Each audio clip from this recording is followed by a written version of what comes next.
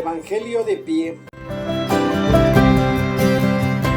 Queridos hermanos, después de habernos detenido en los ritos iniciales o introductorios de la Santa Misa, los cuales espero te hayan ayudado a revalorar y darle su debida importancia, vamos a entrar ahora de una manera más profunda en el misterio, para lo cual se nos sirve el pan de la palabra. Nos sentamos pues alrededor de la primera mesa, la liturgia de la palabra, para reflexionar un poco en esto. Y vamos entonces al libro de Nehemías. Escuchemos.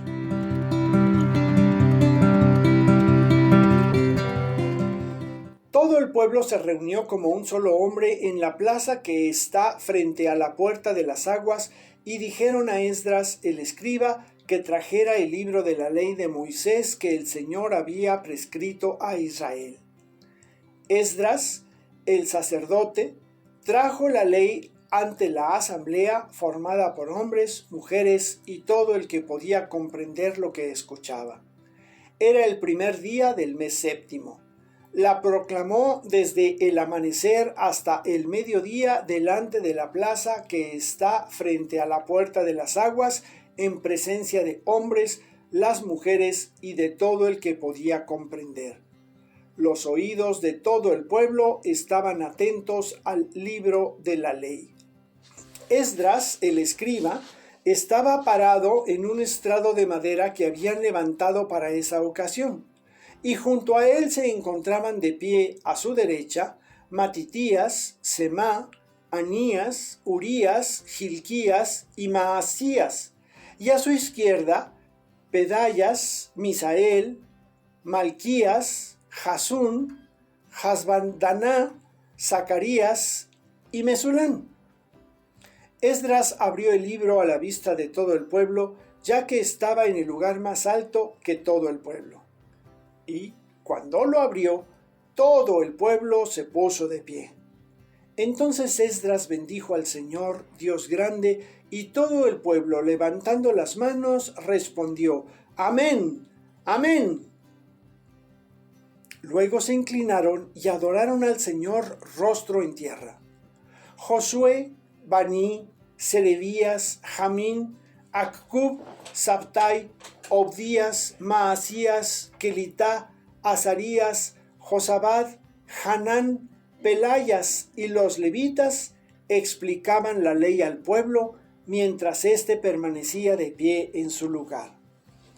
Ellos leían detenidamente el libro de la ley de Dios y establecían su significado, de modo que comprendieran lo que estaba leyendo. Nehemías, el gobernador, que estaba junto a Esdras, sacerdote escriba, y a los levitas que instruían al pueblo, dijo a todo el pueblo: Hoy es un día consagrado al Señor nuestro Dios. No estén tristes ni lloren, porque todo el pueblo lloraba al escuchar las palabras de la ley.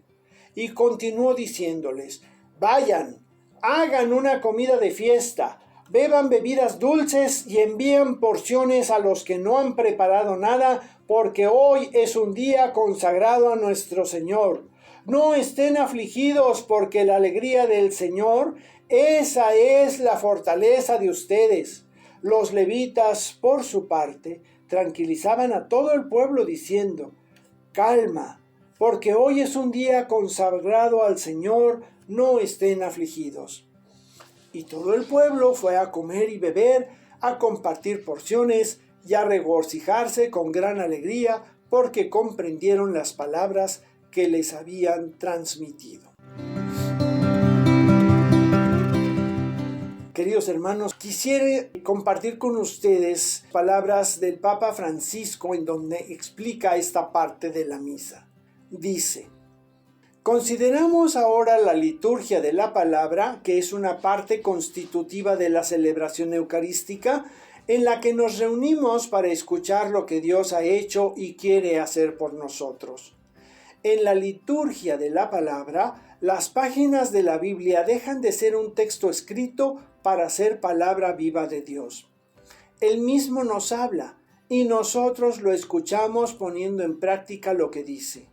Tenemos necesidad de escuchar la palabra de Dios, pues no solo de pan vive el hombre, sino de toda palabra que sale de la boca de Dios. De hecho, hablamos de liturgia de la palabra como de una mesa que el Señor dispone para alimentar nuestra vida espiritual. Tanto con la lectura del Antiguo y Nuevo Testamento, como también el Salmo responsorial, la proclamación litúrgica de las lecturas con las antífonas, cantos tomados de la Sagrada Escritura, manifiestan y favorecen la comunión eclesial que acompaña nuestro camino en la fe. Hay que valorar la liturgia de la palabra formando lectores y creando un clima de silencio que favorezca la experiencia del diálogo entre Dios y la comunidad creyente. Con la proclamación del Evangelio se llega al culmen de ese diálogo entre Dios y su pueblo, que es la liturgia de la palabra en la misa. El Evangelio viene a la luz para comprender el sentido de los textos bíblicos que se han leído antes. Por eso la liturgia rodea al Evangelio de una veneración particular. En efecto, solo el ministro ordenado puede leerlo, y cuando termina, besa el libro. Hay que ponerse en pie para escucharlo, y hacemos la señal de la cruz sobre la frente, la boca y el pecho. La asamblea reconoce así la presencia de Cristo, que le anuncia la buena noticia, que convierte y transforma y responde con la aclamación: «Gloria a ti, Señor Jesús». En la lectura del Evangelio tomamos conciencia de que Jesús sigue hablando y actuando en nuestras vidas. A continuación viene la homilía, como parte de la misma liturgia. No es un discurso o una conferencia, sino que retoma ese diálogo entre Dios y su pueblo. La predicación debe orientar a todos, también al predicador, hacia una comunión con Cristo en la Eucaristía que transforme la vida. Para ello, no solo es importante que quien predica cumpla bien su ministerio, sino también que los que escuchan han de procurar hacerlo con las mejores disposiciones interiores.